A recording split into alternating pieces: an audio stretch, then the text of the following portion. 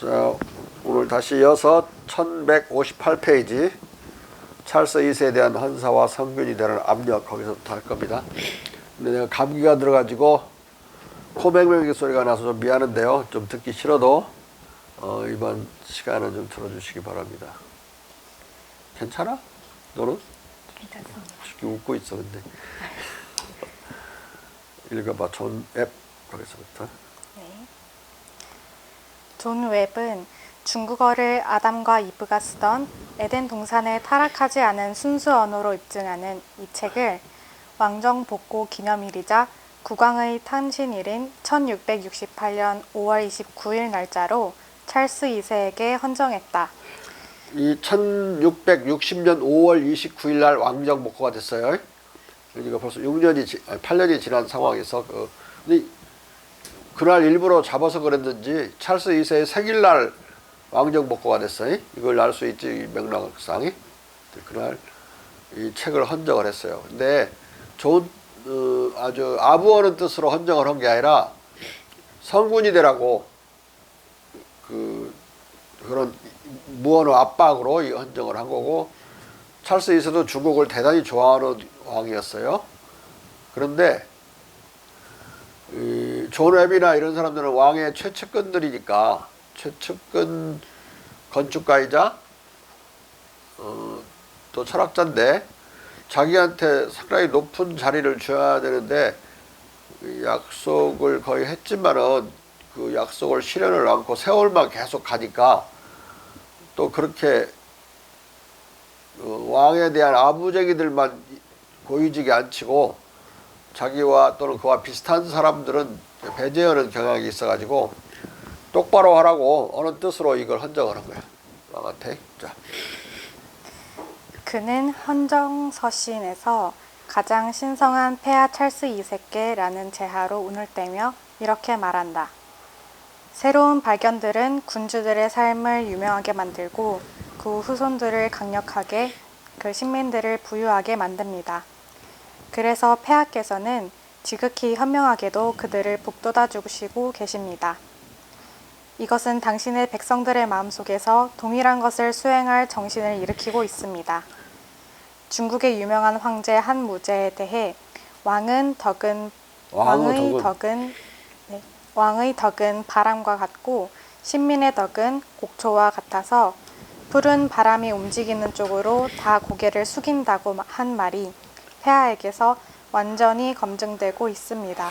이게 뭐 공자님의 경전에 나오는 말인 것 같긴 한데 좀 이상해. 제가 설명을 해주겠어요. 자. 그리고 그는 이 헌정서신의 말미에서 다음과 같이 축원한다.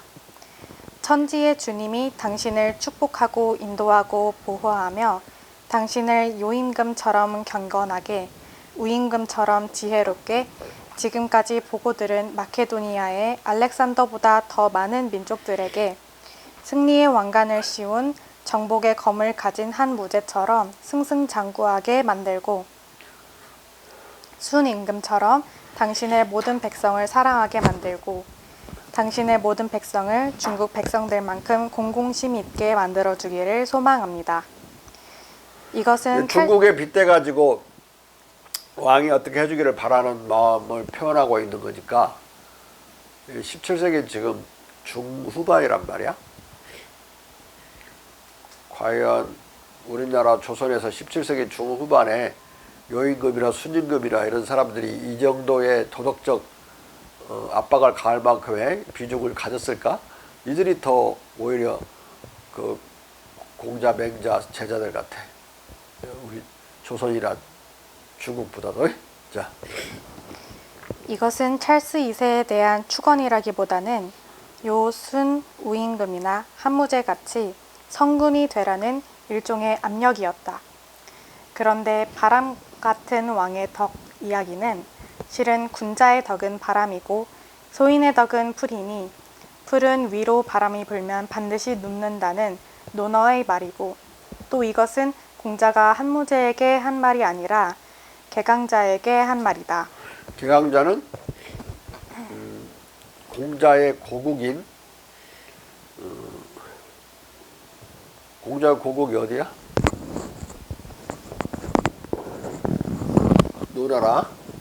노나라의 실세 중에 한 사람이야. 그 사람에게 한 말이다. 실세란 말은 실제로 노나라를 통치했던 세력이야. 왕은 허수아비고 이자가 이제 진짜로 통치자니까 이 사람한테 한 말이야. 자.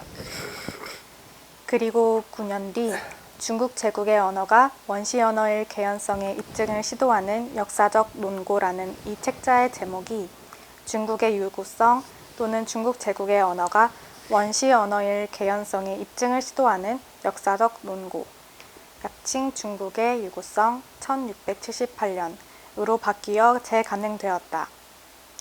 웹이 1672년에 이미 사망했기 때문에 그는 이 재간행 사실을 알 수 없었을 것이다.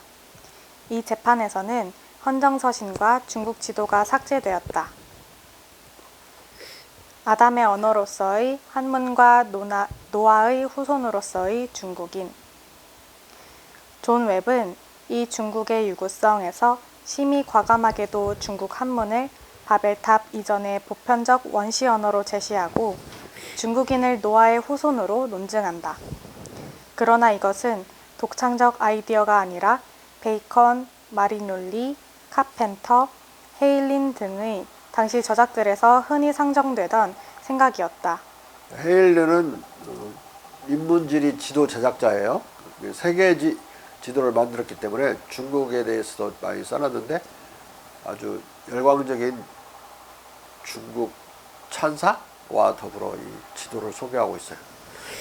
어떤 의미를 갖는 거냐면은 아담과 이브가 하나님에 의해서 벌을 받은 뒤에 그 에덴 동산에서 쫓겨나는데 동시에 쫓겨나서 살 그 땅도 저주를 해가지고 하나님이 땀을 흘리고 열심히 일해야만 먹고 살게 만들어서 웬만큼 일을 해도 수확이 별로 좋지 않게 해놨다고 생각했어요. 저주받은 땅이라. 그런데 또 한계효용 체감의 법칙이라는 마법을 걸어놔가지고 더 열심히 일하면 일할수록 단위당 소출은 적어지는 그런 상황이었는데 이 헤일리나 이런 사람들은 지도를 제작하면서 중국이라는 땅은 더 이상 넓혀지지도 않으면서도 그 안에서 인구는 폭발적으로 증가하는데 다 먹여 살리고 지속적으로 인구가 증가한단 말이야. 그러니까 그 저주받지 않은 유일한 땅이라고 생각해요. 그러니까 에덴 동산이 이쪽으로 이동했다, 중국으로. 그렇게 생각하면서 중국을 꿈의 나라로 이상국가로 생각하고 또 그게 유럽이 그런 한계효용 체감의 마법에 걸려있는 유럽이 탈출할 수 있는 희망 같은 걸 중국에서 보고 그 말은 어떻게 되겠어? 중국어 교역을 하려는 마음이 더 강렬해지겠지. 중국은 근데 이들과 교역을 하지 않아요. 이유는 포르투갈, 스페인과 접촉을 했을 때 중국인들을 많이 이들이 노예 사냥을 해서 붙잡아다가 노예로 팔아먹고 그래가지고 외국인들이 우리나라에까지도 18세기에도 서양놈들 양코백이 만나면 우리 어린이들 잡아간다고 그런 무시무시한 소문이 돌 정도로 1860년경에 이들을 무서워하게 되고, 그래서 사실 영국이나 프랑스는 그런 죄를 범하지 않았는데 같이 양코배기로 몰려가지고 교역이 거부돼요. 그러니까 그 이쪽 나라 서구에 있는 맨 나라에 대해서 거부를 한 거예요. 전 세계를 향해서는 무역이 개방되어 있었다. 그리고 나중에는 이제 견딜 수 없으니까 광동에다가 이제 이들에게 제한된 그 항구를 열어주죠. 광동에 제한된 기간 하면 무역을 할 수 있게. 근데 뭐 조선이나 기타 다른 버마, 태국 뭐 이런 데 다 무역을 했어요. 무역은 세 가지 형태로 진행됐다. 하나는 조공무역. 그건 이제 공식 국가 무역인데 물물교환이라면 물물교환이고 뭐 선물을 주고받는 거라면 선물을 주고받는 건데 늘 중국이 그 대가로 주는 선물이 많았어요. 이게 다들 조공을 바치려고 그랬지. 포르투갈도 조공국의 하나로. 근데 자주 못 오게 만들어. 포르투갈에는 3년에 한 번씩 오라고 그러죠. 1년에 2번 갈 수 있는 아주 특혜받은 땅은 유일하게 조선이었다. 그 다음에 두 번째 형태는 발라스트 무역이라고 그러는데 또는 저하라고도 번역하고 밑바닥짐이라는 뜻이야. 발라스트. 발라스트는 균형 잡으려고 넣어놓는 그 짐인데 조선에서 중국으로 떠날 때에는 배가 붕붕 뜨면 전복되잖아요. 그러니까 그 선창 밑에다가 물건들을 상품들을 가득 싣고 갔어요. 그건 조공품이 아니라 그냥 상품. 발라스트용으로 저하용으로 싣고 가가지고 중국 땅에 내려놨어요. 내려놓고 조공은 조공대로 바치고 그 싣고 간 상품은 발라스트라고 저하라고 도장을 찍어가지고 팔 수 있게 허용을 했어요. 그러니까 뭐 조공품의 양보다 저하 양이 몇십 배 많은 거예요. 이게 실은 그 상징적인 조공 무역보다도 밑에 발라스트 무역이 더 그들의 관심사였죠. 모든 나라에. 그래서 이제 그 내려놓은 다음에 그걸 팔아요. 팔아서 그 가격으로 중국 상품을 또 사. 왜냐면 또 저하가 또 필요하니까 올 때는 그냥 빈 컴퓨터로 오면 뒤집어지잖아요. 또 사갖고 왔어요. 이제 그 규모가 훨씬 컸던 거라고. 그리고는 이제 세 번째는 국경에 변경에다가 공식적으로 허용해주는 사방팔방의 변개 무역이 있었다. 우리도 이제 압록강 근처에서 그 장시가 열렸죠. 이 세 가지인데, 그 다음에 공식적인 것은 비공식적으로는 밀무역이 있었어요. 밀무역이 엄청난 규모라서 여러 군데에서만 해갖고는 중국의 상품을 호시탐탐 노리는 주변국이 만족할 수도 없었고, 그래서 밀무역을 하게 되고 중국인들도 그렇게 공식적 바운더리 안에서는 소화될 수 없을 정도의 많은 또 외국 상품들에 대한 수요가 있었기 때문에 밀무역이 벌어져요. 근데 이 밀무역은 국가가 체면상 인정하지 않을 뿐이지 그냥 눈 감아줬어요. 이 네 가지까지 네 번째 밀무역까지 합치면 어마어마한 세계 무역이 중국을 중심으로 벌어지고 있었다. 다만 유럽의 이 몇 개 나라한테만 이게 열지 않은 거예요. 고립주의를 택했죠. 이 고립주의는 나중에 미국의 이제 건국의 아버지들이 중국의 고립주의를 배워가요. 그래서 1823년 몬노의 대통령에 의해서는 고립주의가 공식적으로 선포가 되죠. 약간 의미가 변질된 형태로 몬노 독트린이라고 그러는데, 근데 그것은 그 이전은 워싱턴 대통령이나 나중에 3, 4대 대통령인 토마스 제퍼슨에까지 선포만 안 했지 일관되게 그런 고립주의적인 것이 있었다. 중국을 본따서 그때는 상당히 순수했어요. 어디에부터 고립주의냐면 유럽에 대해서 간섭하지 말도록 고립주의를 택하고 교섭하지 않으려고 했어요. 유럽은 특히 영국은. 그런데 몬노 독트린이 1813년경에 나왔을 때는 제국주의적인 의미를 띄어요. 뭐 유럽하고 물론 관계하지 않는다는 그 전통적인 측면도 가지고 있지만 자기들이 중남미를 지배하려고 그 스페인이나 원래 스페인, 포르투갈이 원래 식민지 모국이잖아요. 남미에 간섭하지 못하도록 자기들이 진출하려고 자기들을 지배하여 두려고 하는 제국주의적 목표에서 한정된 제국주의 바운더리를 친 거예요. 그걸로. 그 다음에 그걸 다 자기들이 삼키고 영향력으로 삼키고 그들을 무역 판매지로 만든 다음에는 상당히 강성해졌죠.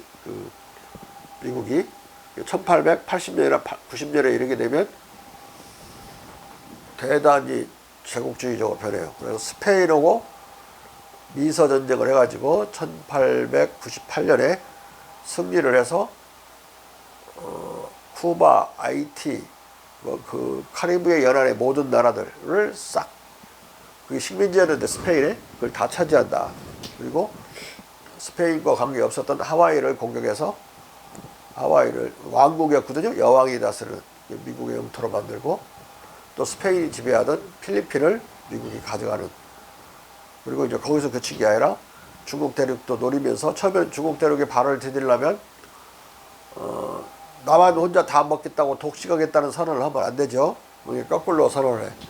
오픈도어 폴리시를 1899년에 문호개방 정책이라고 우리 유교사에서는 번역하는 건데 유럽 열강들한테 너희들만 먹지 말고 우리도 숟가락 하나 올릴 테니까 그종 알아라. 그런 포고야. 그래서 이제 여기 곧 분할될 위기에 처해 있는 중국에 자기들도 발언권과 어떤 지분을 요구하는 그런 선언을 해요. 그래서 그 발판으로 미국 놈들이 제국주의적 정책 속에서 대한제국을 일본에 떠넘겨주고 필리핀에 대해서 일본이 간섭하지 못하도록 자기 땅에 그 교환 속에서 그 반인도적인 교환 속에서 대한제국을 미국이 멸망시켜요. 미국이 그따위 짓을 안 했으면 대한제국은 멸망하지 않고 너일전쟁에서 일본이 이기지도 못해요. 음으로 양으로 영국하고 미국이 계속 도와줘가지고 일본이 이기는 것이 지들 힘으로 못 이겨요. 거기 들어가는 너일전쟁에 들어가는 일본 측의 전비의 90%를 영미가 구워다 줬으니까 우리나라 없어지라는 소리랑 똑같지. 너일전쟁 이기면 뭐 일본 놈들이 대한제국을 가만히 두겠어? 영국 놈들과 미국 놈들 두 놈들이 대한제국을 없앴다. 그걸 이제 뭘 보면 하냐면 대한제국과 그 이전에 조선과 조미 수호조약의 1조가 각 나라 쌍방의 어느 나라가 외교적인 어려움에 처할 때는 서로 좋은 거간 노릇을 해주게 굿 오피스를 해주게 약속을 했어 1조가. 그런데 미국 놈들은 그 조약 그 1조에 위반이 되게 좋은 거간 노릇을 해준 게 아니라 등을 떠밀어 갖고 일본도 와가리에 대한제국을 집어넣었어. 정반대로 움직였어요. 그건 국제법 위반이라고 하는 그런 프랑스 국제법 학자가 이미 당시에도 국제법 학회지에다가 논문을 낸 적이 있을 정도로 노골적인 국제법 위반이었다. 근데 영국도 마찬가지였어요. 영국도 그 1조인가 2조에 똑같이 들어있어요. 그런 조항이. 거꾸로 움직였죠. 너일전쟁 때 오히려 일본을 도와주고 1902년에 이제 영일동맹은 맺어졌는데 나중에 이제 그걸 발판으로 1902년에 맺었으니까 1904년에 너일전쟁을 일으키는 배경이 되어줘요. 그걸 믿고 미국으로는 동맹은 맺지 않았지만 강력하게 후원을 하는 것을 외교적으로 계속 확인을 했고 그리고 이제 1904년 4월인가 2월인가는 태프트 가츠라 밀약을 맺어가지고 태프트는 미국 그 당시에 이제 육군성 장관인가 그랬던 사람이고 가츠라는 의무상이었는데 둘이 밀담을 해가지고 밀약을 맺어서 조약은 아닌데 거의 행정부가 행정협정과 같은 효력을 갖는 걸 맺어서 필리핀에 대한 일본의 불간섭과 한반도 문제에 대한 미국의 불간섭을 서로 맞교환하는 약속을 해요. 그게 최종적으로 그게 이제 대한제국의 목줄을 끊는 그런 밀약이었죠. 예? 그걸 저지하기 위해서 애를 쓰지만은 그리고 엄청난 유혈 투쟁을 통해서 막아보려고 하면서 갑오 열한 때 동학군이 죽은 만큼 산하가 유혈이 낭자하고 강물이 핏빛이 될 정도로 싸워요. 우리 대한민국 국군과 민군이. 그래서 합쳐서 그걸 국민군이라고 그래요. 국민전쟁이라고 그랬어요. 얼마나 싸우는데 1905년 말부터 1911년까지 싸워요. 1910년에 한일합방이 되는데 4차 봉기에 이르러서는 만주로 모든 병력이 다 국민군이 후퇴했었거든요. 후퇴라고 하면 북상했었는데 이유는 총기가 다 망가지고 대포가 다 망가졌어. 고쳐 쓰다 더 이상 고칠 수 없는 지경까지 갔죠. 왜냐면 1905년부터 싸웠으니까 얼마나 많이 썼겠어. 4, 5년 쓰면 1, 2년만 써도 망가지지. 교전 횟수만 해도 거의 3,000번이 넘어가기 때문에. 그리고 탄약과 포탄이 다 떨어져 가지고, 근데 너일 전쟁에서 러시아군이 패배해서 만주에 러시아군이 쫓겨나 버렸거든요. 패전한 군대는 돌아오지 말라 그래가지고 막 그 제대도 못하고 쫓겨나서 돌아다니는 러시아 군대가 많았는데 거기로부터 탄약과 총포를 구입할 수가 있었어요.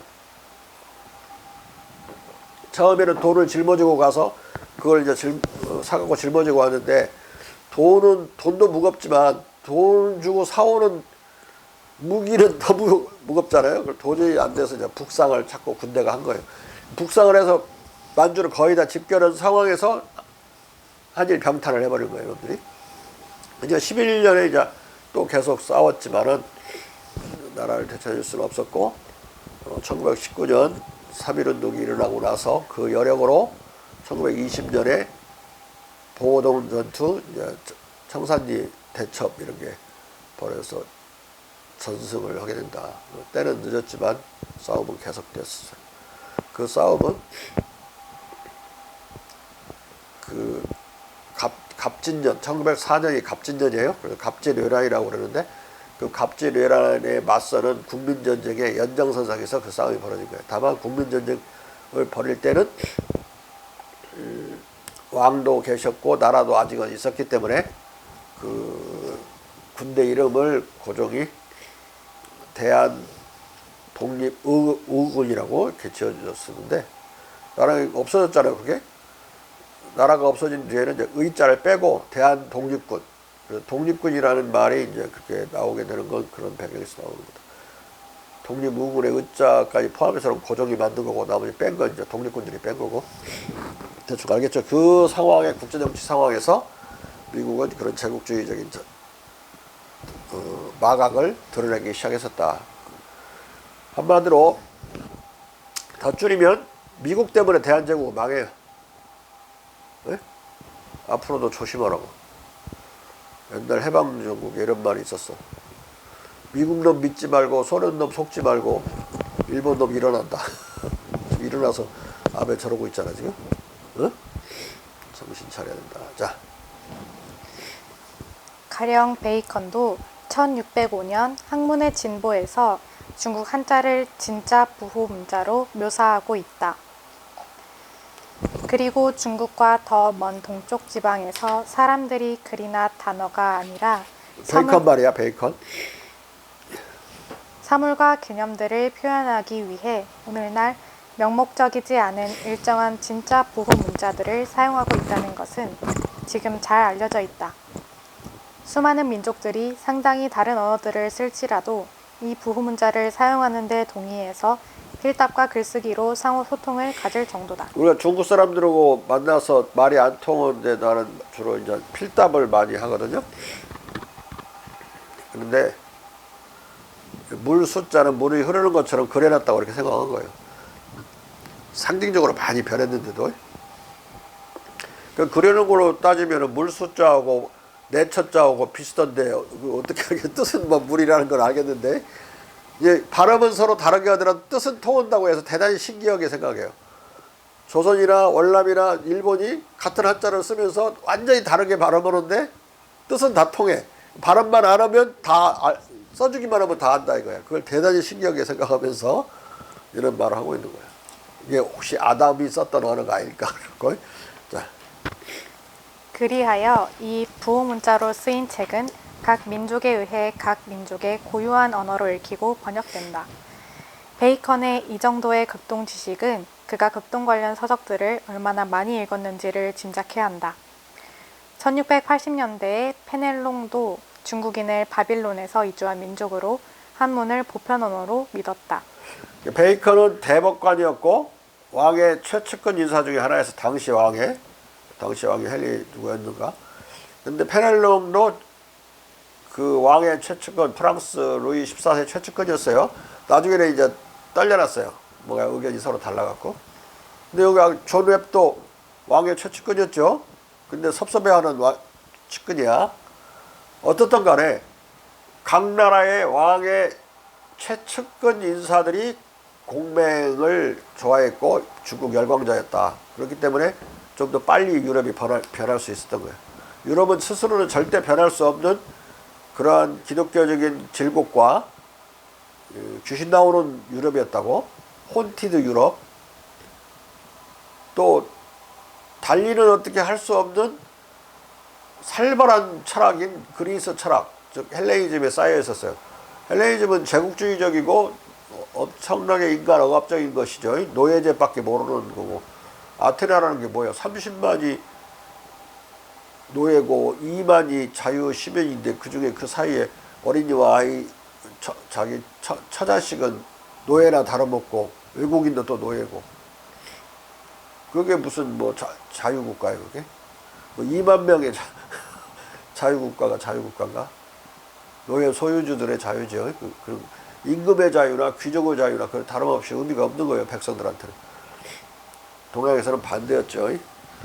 공자는 백성 치권이 자치, 백성이 임금을 표준으로 내세우고 자치를 한다 그랬고, 임금한테는 뭐라고 그러냐? 무의치, 꼼짝 말고 어떻게 안 움직이고 다스려봐라. 그게 쉬운 일이 아니죠.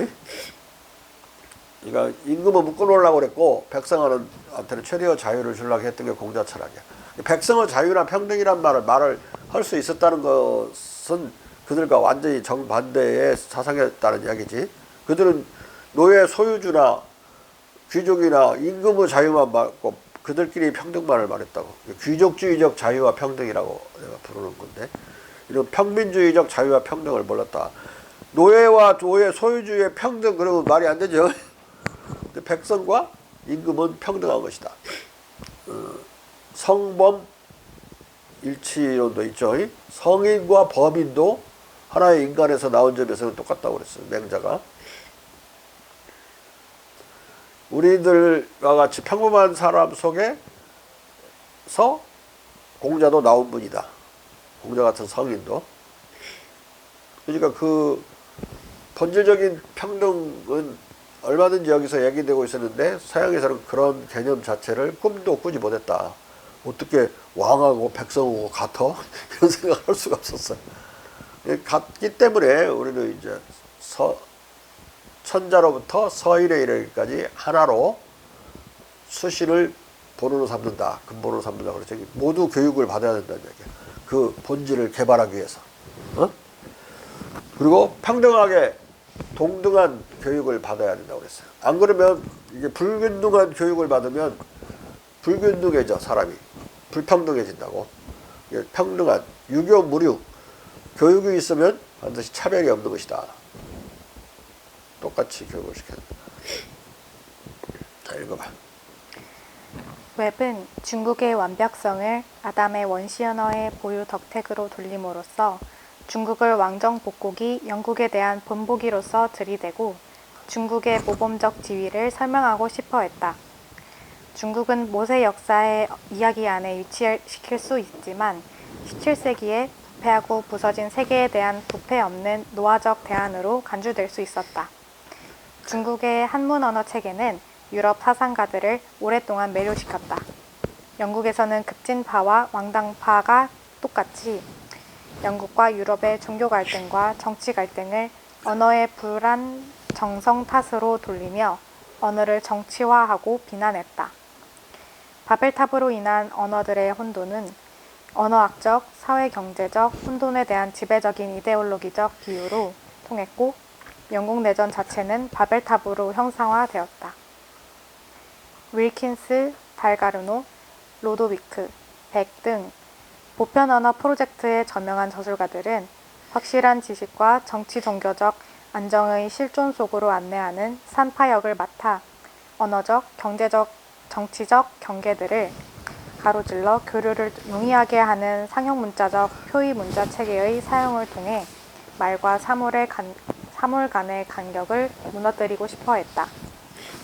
보편언어 도식과 계산기나 중국 열쇠를 확립하려는 기도들은 라이프니츠와 같은 보편 기독교주의적 학자들에게 완벽한 표의문자 체계를 정치적, 이데올로기적 병폐에 대한 만병통치약으로 구상하는 것을 허용했기 때문에 17세기 말에 지극히 인기가 높았다. 웹은 중국어를 그런 의미를 갖는 보편적 원시 언어로 확신했다. 그에 의하면 중국인들이 원시 언어를 가지고 있어서 그들의 사회가 자연에 대한 지배권을 잃지 않았을 뿐만 아니라 원자재와 제조 물품이 무한할 수밖에 없었다.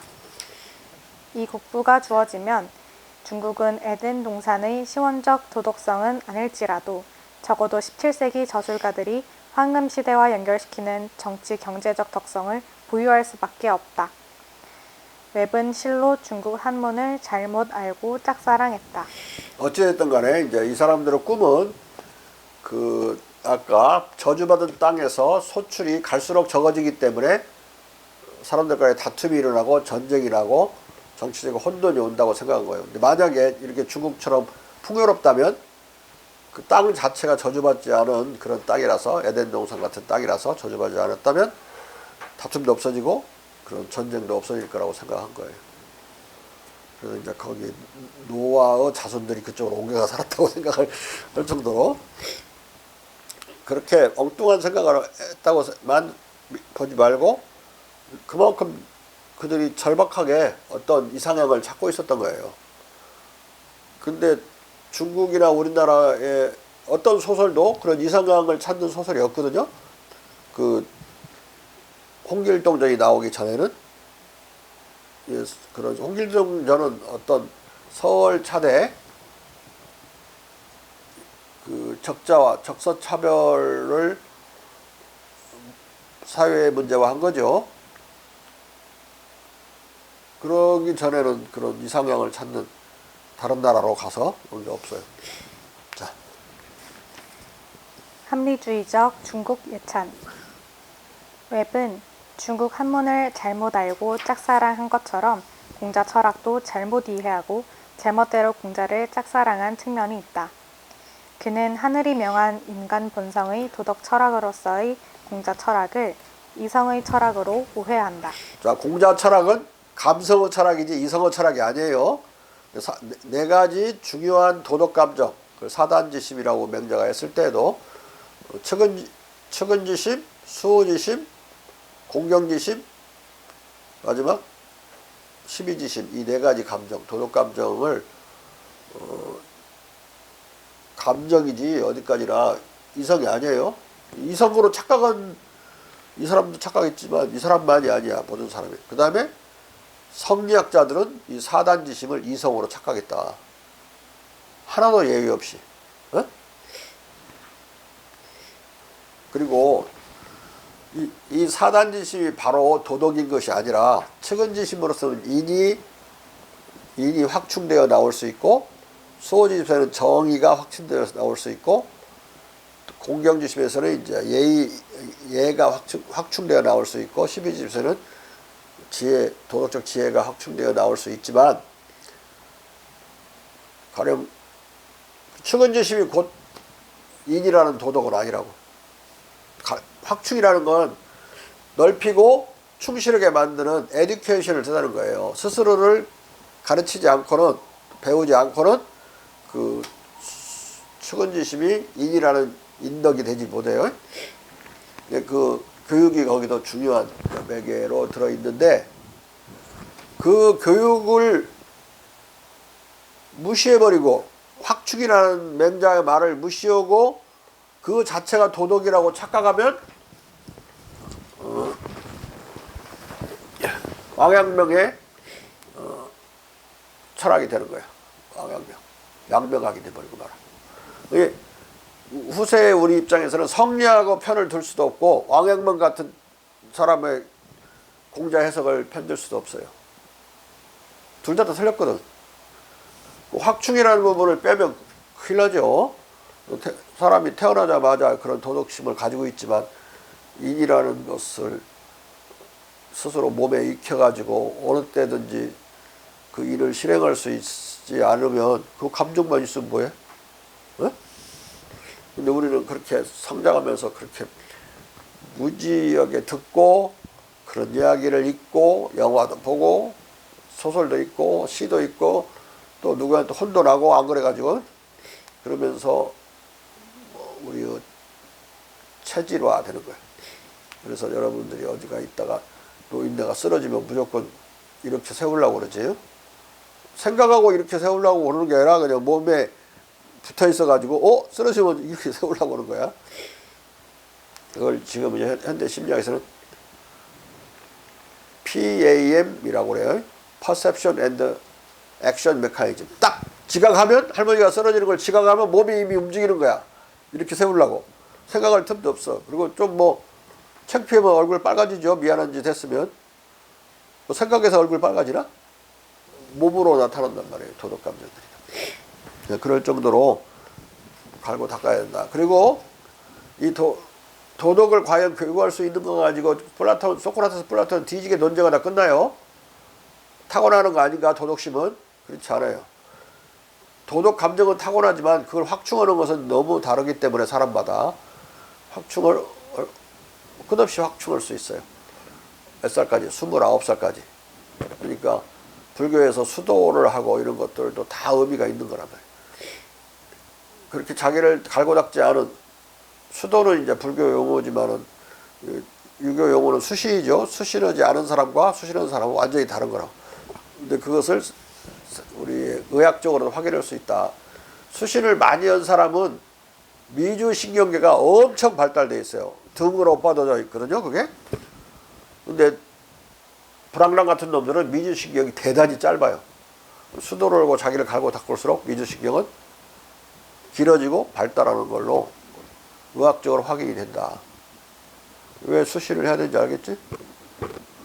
그러니까 쓸데없는 그런 조폭영화 같은 거 안 봐야 되는 이유를 알겠죠? 하나 둘은 볼 수 있지만 조폭영화에 빠져갖고 맨날 보고 뭐 미국 영화 보면 맨날 마약 밀매하다가 걸려갖고 서로 죽이고 그런 영화 무지하게 많더만. 그런 거 자꾸 보면은 악해지는 거예요. 예? 뻔 따라서 악해지는 거 아니라 심성이 이렇게 변하는 거야. 단순히 모방범죄 같은 거 그렇게 좁은 의미로 생각하면 안 돼. 미주신경이 발달하지 않는다고 여러분 같이.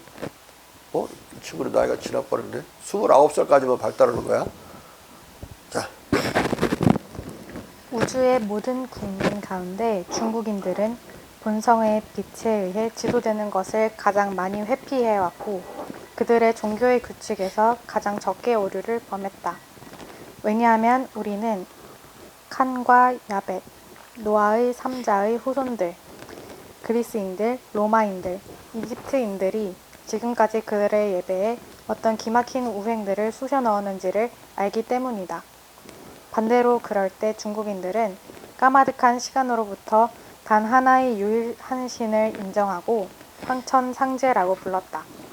그리고 니우호프는 우리가 4,000년 이상의 중국 연대기에 의거해 이 세목에서 중국인들보다 덜 위해를 가한 이교도들은 존재한 적이 없다는 것을 깨달을 것이라고 말한다.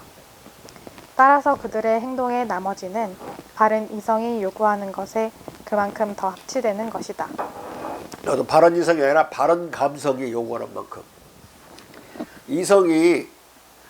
이성은 지성이나 같은 것이고 우리가 사유할 수 있는 능력을 가르쳐요. 사유에서 이루어지는 게 몇 개나 되나? 우리가 행동하는 것은 대부분 감정의 지시와 영향을 받는 것이지 생각의 영향을 받지 않는다. 생각은 어떤 것을 바르게 알게 해주는 것이지 행동의 지침이 되는 건 아니에요. 바르게 알게 한 것을 바탕으로 행동의 지침은 우리가 도덕적으로 세우는 것이죠. 이성적 인식이 적으면 목매할 수 있지만 도덕적으로는 자기 감성에 따라 바르게 행동할 수 있는 경우도 많아요. 바른 이성이라고 이렇게 자꾸 해서 공자 철학이 왜곡되는 건데 대단히 성리학적으로 해석하는 유사한 양상을 보이고 있어요. 왜냐면 쥐들이 합리주의 시대에 살았기 때문에 쥐들식으로 해석을 하는 거야, 공자를. 전혀 그런 상황이 아니고, 여기서 니우호프는 네덜란드 귀족공화국에서 중국으로 파견한 그 특사단의 일원이었던 사람이 책을 썼는데, 그 책을 쓴 저자예요. 대단히 유명했던 책을 썼죠. 그래서 제목이 무지하게 길어요. 네덜란드 공화국에서 중국 황제에게 파견한 특사단이라는 그런 책 제목이야. 자, 중국인들은 본성의 빛에 의해 지도되는 것을 가장 많이 회피해왔다는 이해는 공자 철학에 대한 웹의 심각한 오독의 결과다. 그리하여 그는 지극히 세속적인 공자 철학을 본성의 빛이 아니라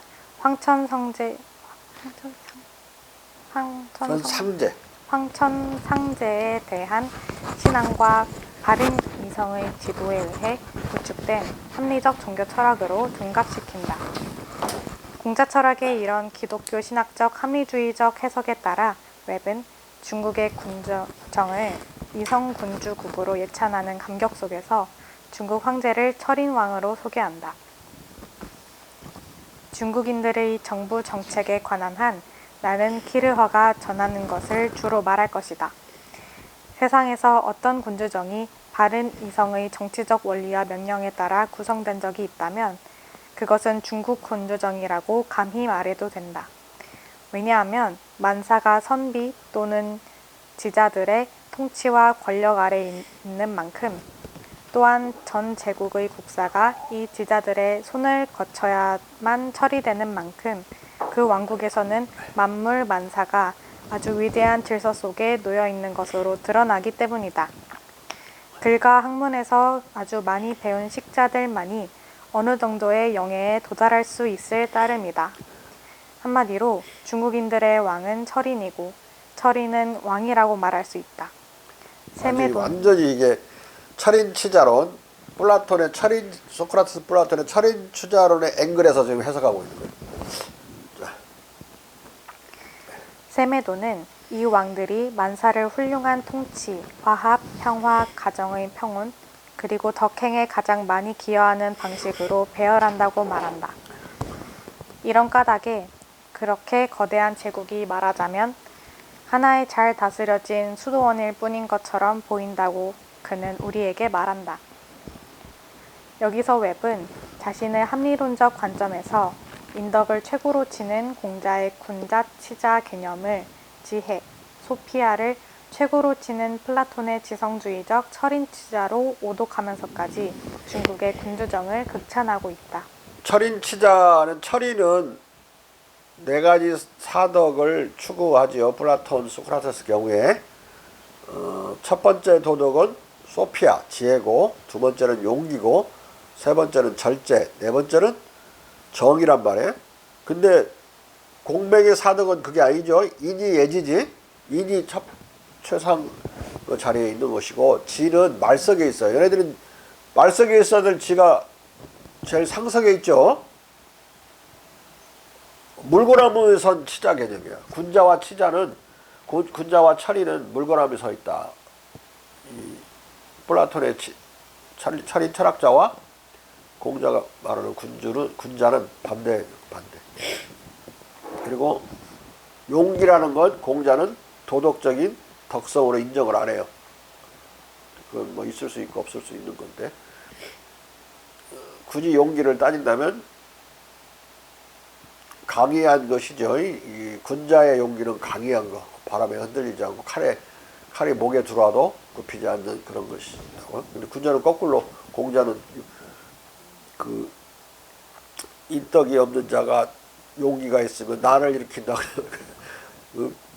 용기 자체를 아주 안 좋게 얘기를 했어요. 혈기의 용기니까. 그 비슷하게 이제 주자는 혈기의 용기는 있어서는 안 되고 의기의 용기는 없어서는 안 된다, 이렇게 얘기를 했는데, 그 뭐 공자 철학하고 조금 통하는 게 있어. 그 경우에는. 자, 인자의 덕성주의적 군자 개념을 지성주의적 철인치자로 풀이하는 이런 합리론적 우회는 처음에 주로 예수회 선교사들에 의해 조장되었지만 나중에 라이프니츠, 크리스티안 볼프 등 합리론 계통의 철학자들에게서도 종종 반복된다. 아무튼 중국의 군주정을 이걸 처음으로 이 합리주의 철학이 아니고 공자 철학이 감성적 철학이구나. 그걸 안 사람들은 프랑스에서 1720년경에 이제 나오는 사람들하고 데이비드 흉, 아담 스미스 정도예요. 그래서 그들은 도덕론에 있어서까지 완전히 감성주의적으로 가게 돼요. 대체로 인식론에서는 경험주의적 입장을 취하지만 도덕이론에서 어쩔 수 없어갖고 막 수학적으로 계산 가능하다고 도덕을 그렇게 말을 하는 사람도 있었는데 그게 바로 존 노크예요. 인식론은 대단히 경험주의적인데 도덕이론은 전혀 경험주의지 않고 막 수리적이라고 생각해요. 그런데 공자의 경우에는 두 개 다 경험적이고 감성에 기초한 것이죠. 그런 인식이나 도덕이 다. 우리가 도덕 감정을 타고나지 않았으면 도덕적으로 스스로를 교양해서 행동할 수 없는데 마치 도덕을 이성으로 잘 생각해서 제정하는 것처럼 그런 어떤 의회에서 법을 제정하듯이 마치 우리가 이성적인 사고를 통해서 제정하는 것처럼 사고를 하는 것, 스콜라 철학의 전통인데 그걸 이제 칸트가 모방을 해서 그렇게 하고 그건 그야말로 성경책에서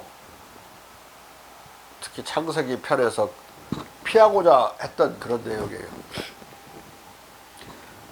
그 인식의 과일은 도덕적 인식의 과일이거든.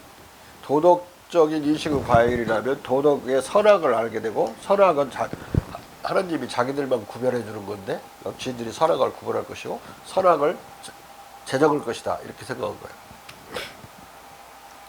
인간 본성이 도덕적 선악을 타고나서 그건 누구도 바꿀 수 없고 심지어 하느님도 바꿀 수 없다면 선한 것은 선한 것이고 하느님이 선한 이유는 선하게 행동하니까 하느님이 선한 것이죠. 하느님이 행동하니까 선한 게 아니라 그렇다면 선이라는 것에 의해서 하느님도 제약받는단 말이에요. 라이프니츠는 그렇게 생각했어요. 그런데 선을 마음대로 제정할 수 있다면 악을 선으로 만들고 선을 악으로 만들 수 있다면 인간이 그렇게 된다면 모든 사람들이 아수라장으로 서로 죽이고 살리고 지 멋대로 하겠죠. 선을 마음대로 정하니까. 그래서 그 실질적인 폐해를 보면 이성에 의해서 이성의 법칙으로 도덕이 만들어진다고 하는 도덕 법칙론을 폈던 칸트의 연장선상에서 나중에 니체는 선악을 피하지라는 말까지 하고 우리가 선악을 제정하기 전에는 선악의 피한이 있는 거죠. 그렇게 마음대로 만들 수 있다고 봐서 그 연장선상에서 합리주의의 울트라 케이스인 공산주의자들은 공산주의적 인간형, 사회주의적 인간형을 제정할 수 있다고 봤어요. 그래서 사회주의적 도덕이 따로 있고 자본주의적 도덕이 따로 있다 이렇게 생각했어요. 도덕은 인간의 도덕 감정에 기초한 것이고 도덕 감정은 본성적인 감정이죠. 그걸 제정할 수 없는 거야. 근데 그걸 마음대로 제정할 수 있다는 것은 인간 도덕을 얼마든지 왜곡시키고 파괴할 수 있다는 것이고 실제로 공산주의적 실험은 그렇게 끝났어요. 북한 사람들 뭐가 선악이 뭔지도 모르고 김일성이 정하는 것이 선이고 김정은이가 못하게 만드는 것이 악이고 이렇게 알고 있잖아요. 근데 그런 생각을 가지고는 국제법적 질서에 참여할 수가 없어요. 국제법이야말로 진짜로 인간의 본성적인 감정에 기초해 있는 거거든요. 자연 발생적으로 만들어진 부분이 국제법은 많기 때문에 즉 커스텀, 관습 부분이 많기 때문에 국회에서 만드는 법은 우리의 그런 도덕적인 질서에 벗어나는 것이 아니라 그것을 구체적인 경우에 적용하는 것들이지 선악을 만드는 게 아니에요. 선악을 만들면 지들이 신이게 국회가. 국회는 헌법 질서를 어겨낼 수도 없고 국회에서 만드는 법은 헌법 질서는 인간의 도덕 질서를 어겨낼 수 없다. 그 안에 들어있는 것들이야 다. 도덕재정론이 어떤 형태로 나오든 얼마나 위험한지 알겠죠? 도덕재정론 여러 가지 형태로 나와요. 그 칸트같이 또는 스콜라처럼 이성의 그런 법칙 수립 같은 걸로 나타날 수도 있고 재정론이 사회계약론으로 나타날 수도 있고 홉스처럼. 사회계약론에서 뭐라고 그래요? 홉스가 리바이아이다라는 그 거수가 나타나기 전에는 주권자가 나타나기 전에는 선악의 구분이 없기 때문에 그것도 다시 선악의 피한이 되는 거예요. 그 이후에야 이제 선악이 나오는 거니까. 근데 그 리바이아들을 어떻게 만들어내? 사람들끼리 계약을 통해서 한 사람 빼놓고 이 사람한테 빼놓은 사람한테 모든 자유와 평등과 관련된 모든 권리를 잊혀보자 라고 하는 계약을 맺음으로써 성립하죠. 그 다음에 그 사람이 막 이제 선악을 막 제정하는 것처럼. 계약론적이든 이성입법적이든 도덕재정론은 대단히 무서운 사악한 철학이다. 네? 그 마음대로 만들 수 없고 인간은 그중을 따를 뿐이에요. 소금은 왜 짠가? 중력은 왜 생겼지? 중력이 있으니까 따르는 것이고 소금은 짜니까 짜다는 동호만법밖에는 불가능한 건데 왜 우리는 도덕적으로 살아야 되지? 그 묻는 거랑 의미가 없는 거예요. 다 그냥 도덕적으로 살게 돼 있으니까 사는 건데 어떻게 보면 가장 본성에 가깝게 본성의 빛에 따라 살 수 있느냐. 공자 철학을 사양에 처음 소개할 때 본성의 빛의 철학이라고 이렇게 소개를 했어요. 그렇게 살도록 되어 있다는 건데 그 이상을 답을 하면 안 되는 거예요. 물어서 답할 수 있는 게 아니니까 인간이. 응? 자, 이거. 아무튼 중국의 군주정을 선비들의 통치와 권력에 의해 제약된 최상의 제한 군주정으로 소개하는 웹은 중국의 정책, 법률, 통치술도 최상의 것으로 찬미한다. 유럽에서 우리의 그것들처럼 소홀히 집행되지 않는 정부의 정책, 치자들의 통치술, 백성을 위한 법률에 관한 한 고래로 또는 지금까지 알려진 제국도, 왕국도, 공화국도 중국의 군주정과 경쟁할 수 없다. 이런 중국 열광과 감격 속에서 웹은 심지어 고대 스파르타의 심적 입법자 리쿠르고스가 중국을 방문했을 것으로 추정하기까지 한다. 또한 그는 중국을 정복한 민주족의 청나라도 만주족의 청나라도 중국 고래의 우수한 법제와 명나라의 제도를 그대로 계승했다는 사실도 적시한다. 이 말은 이제 나중에 볼테르가 뭐라고 하냐면 검을 들고 만주족이 중국에 항복했다고 그래요. 이기긴 이겼는데 중국의 법제에는 다 굴복을 했기 때문에 문화와 법제에는 또는 이렇게 표현도 하고 검을 들고 만리장성을 넘었지만은 중국 문화의 만리장성은 넘지 못했다. 이렇게 표현하죠. 그럼 다 중국 사람 돼버리고 말았어요. 원래 그들이 중국을 침범하지 않았다면 만주는 중국 땅이 아니에요. 만주족의 땅이지. 그리고 우리 땅도 좀 있고. 중국을 저희들이 점령을 통해 중국과 하나가 됐잖아요. 그래서 만주족의 땅이 중국 땅이 돼버린 거야. 지금 우리가 만주라고 부르는 동북 삼성이. 어떻게 된 거야 결과는? 정복해놓고 정복당한 거지. 이걸 대단히 감탄해요. 유럽 사람들이. 덕으로 중국인들의 공백의 덕으로 다 영토를 안 싸우고 다 확장해버리고 싸우면 만주족이 저기 막아내기만 한 건데 못 막아냈는데 거꾸로 다 먹었어.